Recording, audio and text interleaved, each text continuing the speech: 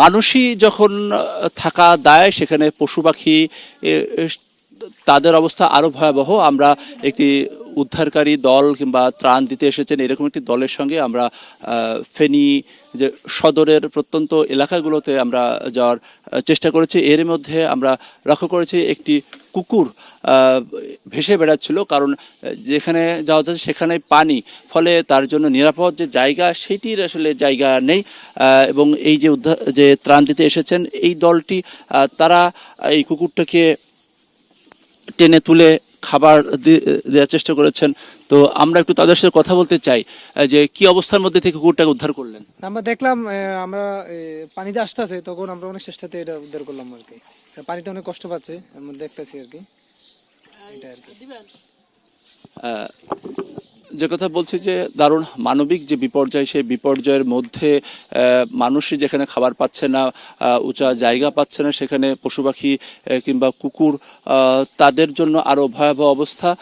তারপরেও মানুষের জন্য, জীবনের জন্য সবাই নিজ নিজ জায়গা থেকে চেষ্টা করছেন এই পরিস্থিতি সেটি মোকাবেলা করার জন্য। আমরা লক্ষ্য করছি যে যারা এই ত্রাণ দিতে এসেছেন তারা চেষ্টা করছেন যে প্রত্যন্ত এলাকাগুলোতে, যেই জায়গাগুলোতে এখনো ত্রাণ পৌঁছায়নি, সেই জায়গাগুলোতে যাওয়ার জন্য।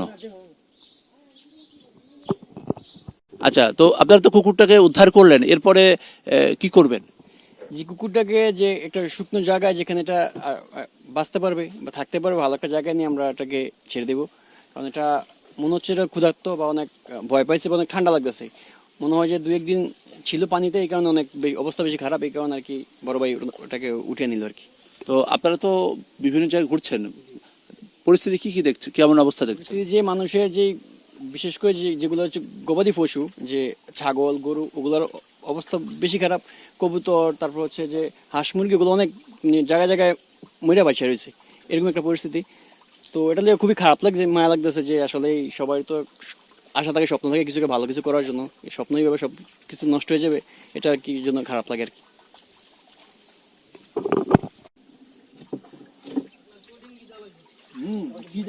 ঠান্ডায় কাঁপতাছে।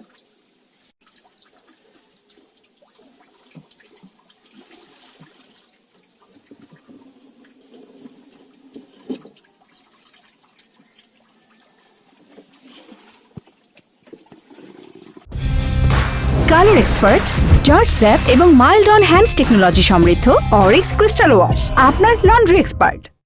আমরা তো যখন রাতের বেলা ছিলাম তখন মানে পানীয়গুলো কম ছিল, তারপর আস্তে আস্তে পানীয়গুলো বাড়ি গেছে। আমরা মানে সব জিনিস ঘরেতে রাখি, আমরা বাইরে গেছি। আচ্ছা, তারপরে পশু পাখি, গবাদি পশু পাখি, তারপরে মালামাল, সেগুলো কি অবস্থা? সেগুলো একবারে সব পচে গেছে, এগুলো কিছু নেই। হ্যাঁ, হাঁস মুরগি কবুতর সব মরে গেছে। আর আমাদের কাপড় চোপড় জিনিস যা ছিল সব নষ্ট হয়ে গেছে। পানি উড়ি একবারে ঘরের ভিতরে পানি মাথা সমান হয়ে গেছে। আমরা তো ঘরের ভিতরে ঢুকতে পাইতেছি না, আমরা শুধু গার কাপড় চোপড়গুলো নিয়ে ফেলাইছি। অবস্থা খুব খারাপ। আচ্ছা, তো এখন কি অবস্থা, মানে এই মানে খাবার পানি পাওয়া যাচ্ছে?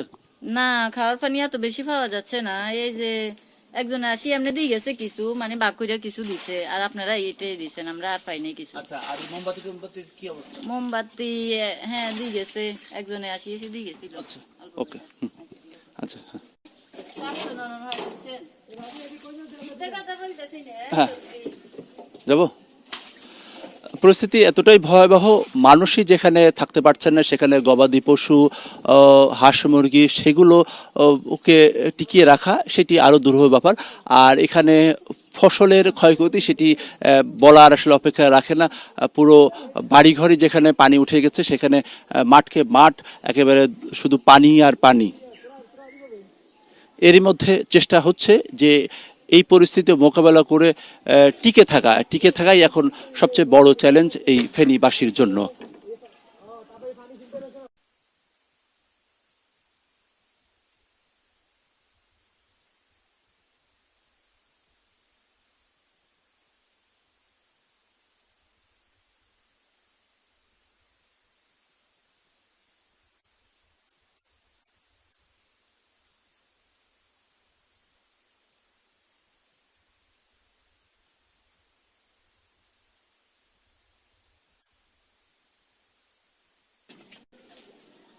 এই মানবিক বিপর্যয়ের মধ্যে মানুষই যেখানে খাবার পাচ্ছে না, মানুষের থাকার জায়গায় নেই, সেক্ষেত্রে পশু পাখির অবস্থা সেটি তো আসলে বলাই বাহুল্য। কিন্তু এর মধ্যে আমরা অনেক জায়গায় দেখেছি যে এই কুকুরদেরকে কিংবা পশুদেরকে আশ্রয় দেওয়া হচ্ছে না, কিন্তু আবার কেউ কেউ মানবিক উদ্যোগ নিয়ে এই পশুদেরকে বা এই যে একেবারে বলা যায় নিম্ন স্তরের প্রাণী কিন্তু মানুষ চেষ্টা করছেন তাদেরকেও যেন এই অবস্থার মধ্যে উদ্ধার করা কিংবা একটু শুকনো জায়গায় পৌঁছে দেওয়া।